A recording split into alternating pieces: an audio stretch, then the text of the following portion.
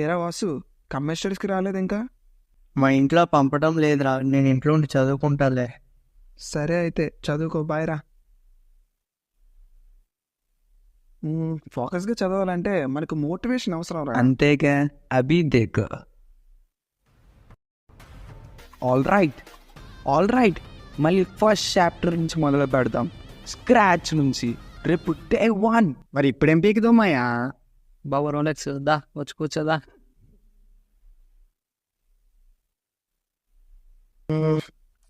ఇదంతా కాదు కానీ యూట్యూబ్ చూసి మోటివేట్ అవుదాం. ల్యాప్టాప్ తీరా.